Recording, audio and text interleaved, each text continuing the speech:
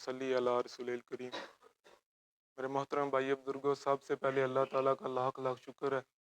اس نے ہمیں نماز فجر باجماعت پڑھنے کی توفیق عطا فرمائی۔ حدیث پاک کا مفہوم ہے کہ بندہ جب گھر سے نماز پڑھنے کے لیے نکلتا ہے، اللہ تعالیٰ اس کے ہر قدم پر ایک گناہ مٹاتے ہیں، ایک نیکی لکھ دیتے ہیں اور ایک درجہ بلند کرتے ہیں۔ ایک حدیث کا مفہوم ہے کہ جس کو مسجد میں آتا جاتا ہوا دیکھو، اس کے ایماندار ہونے کی گواہی دے۔ تو یہ اللہ تعالیٰ کا خاص فضل ہے، اس نے ہمیں باجماعت نماز پڑھنے کی توفیق عطا فرمائی ہے اور تھوڑی دیر اپنے دین کی فکر میں بیٹھنے کی توفیق عطا فرمائی۔ حدیث پاک کا مفہوم ہے کہ آپ صلی اللہ علیہ وآلہ وسلم ایک مرتبہ صحابہ رضی اللہ تعالیٰ عنہ کی ایک جماعت کے پاس گئے اور ان سے پوچھا کہ تم کس وجہ سے یہاں بیٹھے، کس غرض نے تم کو یہاں بٹھایا ہوا ہے؟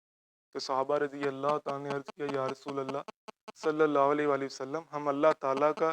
اس بات پر شکر ادا کر رہے ہیں کہ اس نے ہمیں اسلام کی دولت سے نوازا ہے، اس بات پر اس کی حمد و ثنا کر رہے ہیں، یہ اللہ تعالیٰ کا بڑا ہی کرم اور فضل ہے۔ آپ صلی اللہ علیہ وآلہ وسلم نے صحابہ رضی اللہ تعالیٰ سے فرمایا کہ خدا کی قسم تم اسی وجہ سے بیٹھے۔ تو صحابہ رضی اللہ تعالیٰ نے عرض کیا، یا رسول اللہ صلی اللہ علیہ وسلم، خدا کی قسم ہم اسی وجہ سے بیٹھے۔ تو آپ صلی اللہ علیہ وسلم نے فرمایا کہ میں نے کسی بدگمانی کی وجہ سے تم سے قسم نہیں لی، بلکہ ابھی جبرائیل علیہ السلام میرے پاس آئے تھے اور فرما رہے تھے کہ اللہ تعالیٰ تمہاری وجہ سے فرشتوں میں فخر فرما رہے۔ اتنا اللہ تعالیٰ کو یہ محبوب عمل ہے کہ اللہ کی یاد میں تھوڑی دیر بیٹھنا اور اللہ کی بات کرنا، اللہ کی حمد و ثنا بیان کرنا، اللہ کی بڑائی بیان کرنا۔ میرے محترم بھائی بزرگوں، اللہ تعالیٰ نے ہم سب کی جو کامیابی ہے اپنے پورے کے پورے مبارک دین میں رکھی،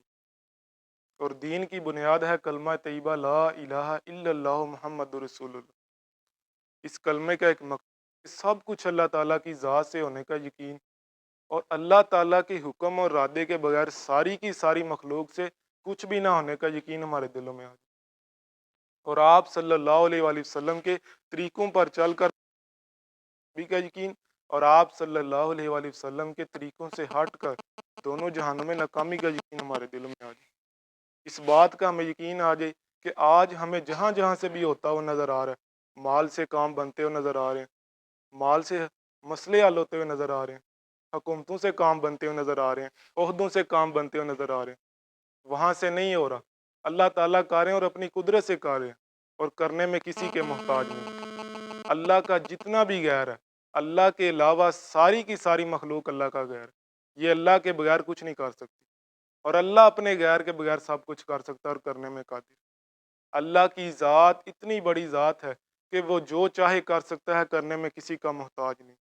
اللہ تعالیٰ کو کوئی کام کرنے میں کوئی مشکل پیش نہیں آتی،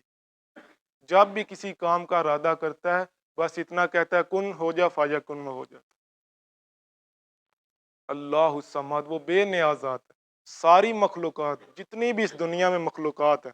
ساری اس کی محتاج ہیں، اللہ تعالیٰ کسی کے محتاج نہیں۔ میرے محترم بھائی بزرگوں، اللہ تعالیٰ نے اس ساری کائنات کو پیدا کیا اور اس پوری کائنات کے نظام کو بھی اللہ تعالیٰ اکیلے چلا رہے ہیں، اور اس پوری کائنات پر قبضہ بھی اللہ تعالیٰ کا، چھوٹی سی چونٹی سے لے کر بڑے بڑے جانوروں تک سب کو اللہ نے پیدا کیا،